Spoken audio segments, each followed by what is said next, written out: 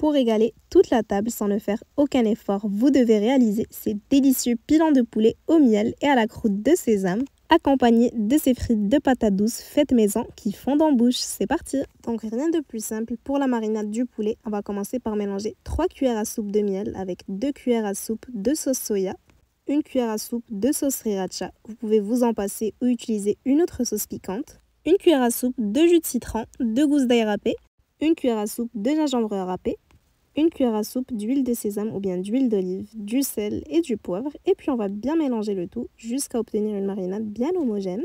Donc le goût va beaucoup se rapprocher à celui du Général Tao. On va ensuite prendre 8 pilons de poulet qu'on a bien nettoyés et entaillés comme ceci pour bien les mariner de l'intérieur. On va y verser les 3/4 de la marinade. On aura besoin d'en garder un tout petit peu pour la suite. Et puis on va bien malaxer avec nos mains en insistant sur les incisions. Une fois qu'on ait bien mariné le poulet de partout, on va recouvrir de film alimentaire. Puis on va le laisser mariner au frais. Donc plus vous le laisserez mariner, mieux ce sera. Pour ma part, je l'ai laissé 4 heures au réfrigérateur. Ensuite, on va s'occuper de nos frites de patates douces. C'est vraiment très simple et ça complétera à la perfection nos pilons de poulet. On prend 3 patates douces, on va bien les laver et les éplucher. Puis on va par la suite les couper en fines lamelles, comme ceci, donc en forme de frites.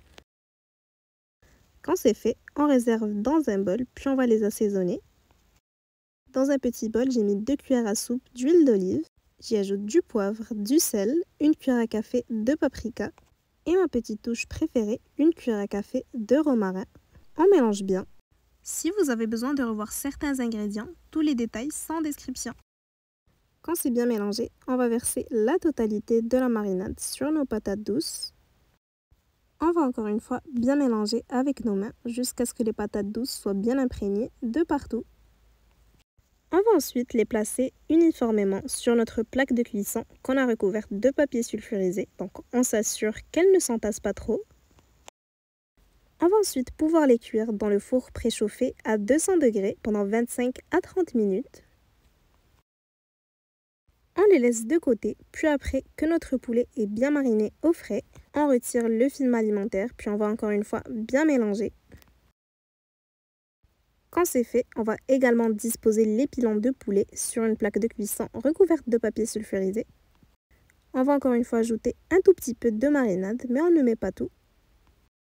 On va également cuire le poulet dans le four préchauffé à 200 degrés pendant 35 à 40 minutes.